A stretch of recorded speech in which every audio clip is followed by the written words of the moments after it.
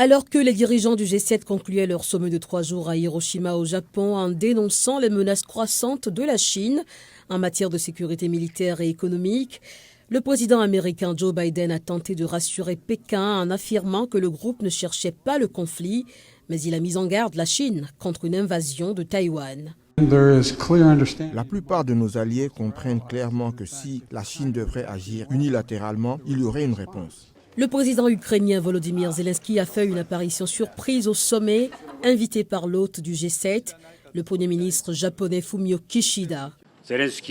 En invitant le président Zelensky au Japon, nous avons démontré la solidarité inébranlable du G7 avec l'Ukraine. Et le G7 a réaffirmé l'importance d'un ordre international libre et ouvert fondé sur l'état de droit. Volodymyr Zelensky a rencontré les dirigeants du G7 et d'autres dirigeants invités, notamment le Premier ministre indien Narendra Modi qui a refusé de condamner l'invasion russe. Le président ukrainien a remercié le G7 d'avoir accepté de fournir à l'Ukraine des avions de combat F-16 fabriqués aux États-Unis et d'avoir décidé de former des pilotes ukrainiens.